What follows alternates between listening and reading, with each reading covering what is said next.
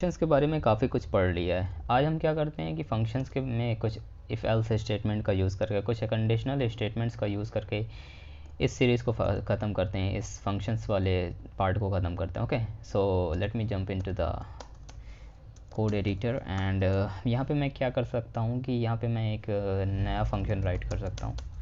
सो हमने अभी तक एरो फंक्शन देखा और बहुत सारी चीज़ें देखी, तो यहाँ पे मैं ये कहता हूँ कि एज कैलकुलेशन का फंक्शन लगाता हूँ। ठीक है, एज कैलकुलेशन, ठीक है, कैलकुलेशन।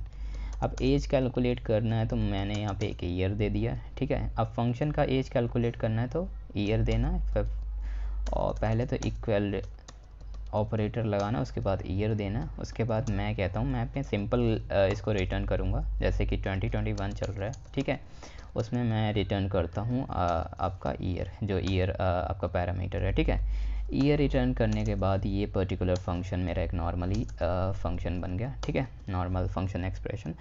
एंड फंक्शन एक्सप्रेशन का यूज़ करते हुए हम एक और फंक्शन डिफ़ाइन करते हैं, जिसमें हम सपोज दैट कि एक इंसान काम कर रहा है तो एज लेफ्ट इन सर्विस, तो कितनी साल तक उसकी एज लेफ्ट है एक पर्टिकुलर सर्विस में। मैं कहता हूँ कि मैं उस इंसान का पहली बात तो बर्थ ईयर लेना चाहता हूँ, बर्थ ईयर।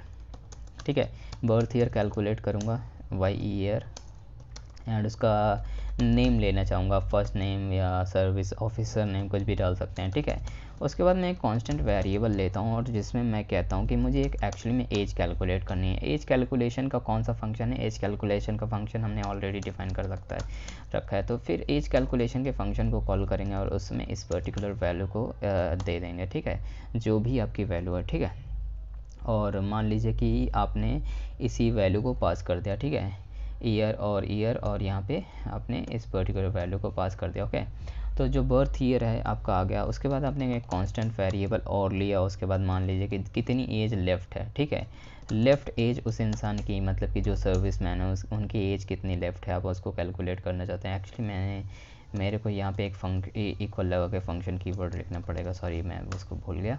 उसके बाद आप लेफ़्ट एज जब लिखोगे तो उसके बाद आप क्या कहोगे कि मान लीजिए 50 इयर्स की सर्विस थी, तो मैं कहता हूँ कि 50 इयर्स की सर्विस थी और मैंने एज लेफ़्ट किया। ठीक है, उसके बाद मैं एक पर्टिकुलर वैल्यू को रिटर्न कर सकता हूँ। सपोज दैट कि आप वैल्यू क्या आप रिटर्न कैसा करना चाहते हो, मान लो मैं सपोज दैट कि सिर्फ और सिर्फ मेरे को लेफ़्ट एज रिटर्न करना है, तो मैं सिर्फ लेफ़्ट एज रिटर्न कर सकता हूँ। बर्थ ईयर एंड नेम मैं यहाँ पे पास करूँगा और लेफ़्ट एज रिटर्न कर रहा हूँ। तो सपोज़ दैट कि मैं मान लो console.log करता हूँ और मैं यहाँ पे कहता हूँ कि जो मेरी एज लेफ़्ट सर्विस है उसमें जो एज जो लेफ़्ट है इंसान की। ठीक है, सबसे पहले मैं क्या करूँगा, बर्थ ईयर दूंगा 1995 देकर मैं कहता हूँ कि माइक। ठीक है, माइक की जो एक्चुअल में एज है। अब मान लो मैं इंस्पेक्ट पे चलता हूँ और कंसोल में जाकर देखता हूँ कि एक्चुअल में क्या हो रहा है। ठीक है, तो go to the console and click on it, and basically क्या है कि ये कह रहा है कि year is not defined at the in the edge service. तो एक्चुअल में यहाँ पे क्या है कि मैंने यहाँ पे बर्थ ईयर डिफाइन करना था, ना कि ईयर। ठीक है, अभी देखो 24 आ रहा है, 24 आ रहा है विच मीन्स कि हमें 24 मिल रहा है। मान लो कि हमारी इस पर्टिकुलर इंसान की एज ये 1950 में हुआ होता, मान लो एक टर्म बेस जल्दी है, तो यहाँ पे -20 बना रहा है, और माइनस जो 20 बना रहा है वो सबसे बड़ी प्रॉब्लम है। विच मीन्स कि हमें माइनस में एज नहीं मिलनी चाहिए, हमें कोई मैसेज मिलना चाहिए या फिर ऐसी कोई कंडीशन आती तो हमें वो चीज़ नहीं मिलनी चाहिए, इस तरह की चीज़ें। तो हम यहाँ पे क्या करेंगे, हम एक्चुअल में इफ़ एल्स स्टेटमेंट का यूज़ करेंगे। ठीक है, तो मान लीजिए कि मैं कहता हूँ कि मेरी जो लेफ़्ट एज है, ठीक है, अगर लेफ़्ट एज 0 से बड़ी रहती है तब आप कर दो रिटर्न। तब आप क्या करोगे, रिटर्न आप करोगे रिटर्न लेफ़्ट एज। ठीक है, हमने लेफ़्ट एज रिटर्न कर दी।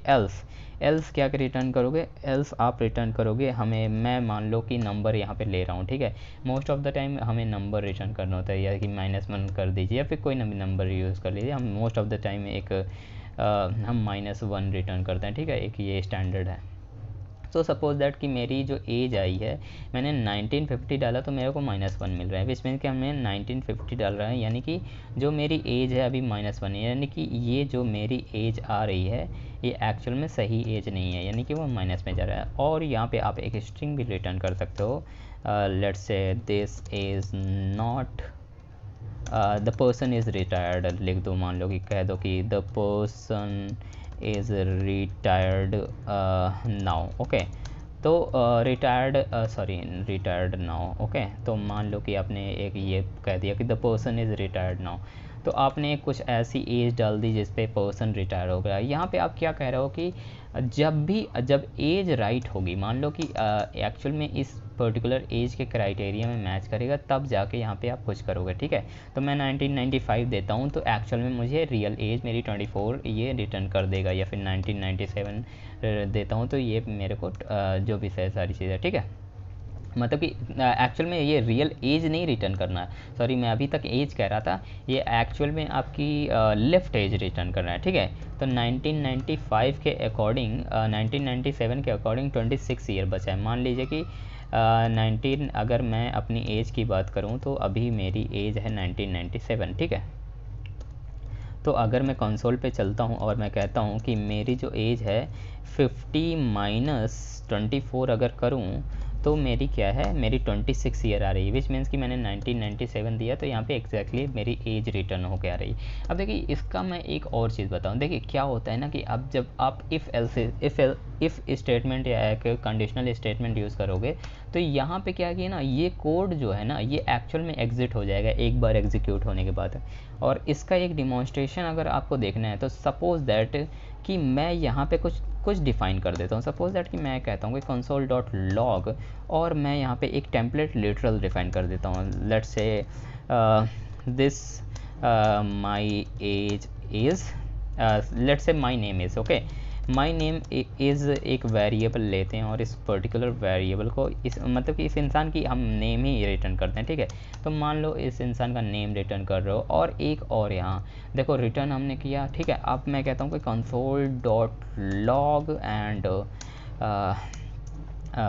लेट्स से ये this is the else part. Okay, this is the else part. Okay, तो मान लीजिए आपको पता चल गया यहाँ पे एज रिटर्न होगी, यहाँ पे एल्स पार्ट रिटर्न होगा। ठीक है, तो अभी क्या है कि अभी मैं अगर एग्जीक्यूशन कर रहा हूँ, ठीक है, तो मान लीजिए कि आप कुछ भी लिख दो, मान लो कि मैं यहाँ पे 1950 भी दे देता हूँ, मान लो 1950 दे देता हूँ, 57 दे देता हूँ कि यहाँ पे क्या रिटर्न होगा, the person is retired now but what about this particular thing, this particular part that console dot log, ये क्यों नहीं हो रहा? बिकॉज कि यहाँ पे क्या है कि एक्चुअल में कोड एग्जीक्यूशन के बाद ये तुरंत इसको एग्जिट कर देगा। That's why it is not, you are not able to see these things. So basically आपको इसको डिमॉन्स्ट्रेट कैसे करूँगा, देखो जब भी अगर मैं इस पर्टिकुलर कोड को इसके ऊपर डाल देता हूँ तब ये रन कर जाएगा। अभी आपको देखना है तो देखो अभी यहाँ पे 1995 अगर मैं देता हूँ या 1997 देता हूँ तो अभी देखना ये मेरा कोड रन कर रहा है।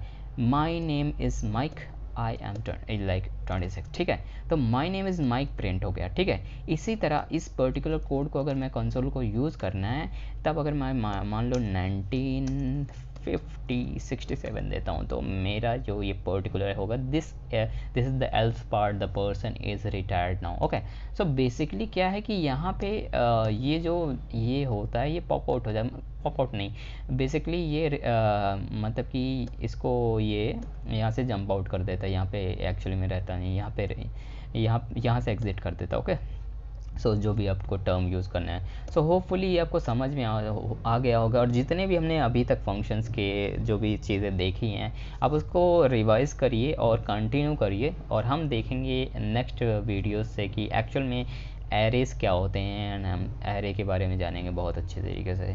सो yeah thanks for watching guys, please subscribe to my channel. Bye bye, take care, see you in the next tutorial.